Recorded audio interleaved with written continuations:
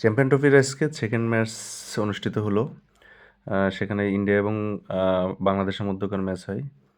Toss জিতে Bangladesh bat করে তারা 228 রান করে 10 উইকেটে 49 ওভারে অল আউট হয়ে যায়। বরাবরের মতো টপ অর্ডার খুব ভালো রান করতে পারে না। সেখানে তৌহিদ হৃদয় এবং জাকির আলী অনেকের দুর্দান্ত পার্টনারশিপে তারা একটা স্কোর দাঁড় করিয়ে দেয়, যেটা হচ্ছে 228। সেখানে তৌহিদ হৃদয় 100 রান করে এবং জাকির আলী অনেক তার 68 রান করে থাকেন। সামি জবাবে 5 উইকেট লাভ করে। সামি অনেক দিন পরে ইনজুরি থেকে ব্যাক করে দুর্দান্ত একটা এক্সপেল্টের বল করলো। জবাবে ইন্ডিয়া তারা ম্যাচটা জয়লাভ করে 46 ওভারে। শুভমন গিল 101 রান করে, লোকেশ রাহুল 41 রান করে এবং রোহিত শর্মা 41 রান করে। দুর্দান্ত।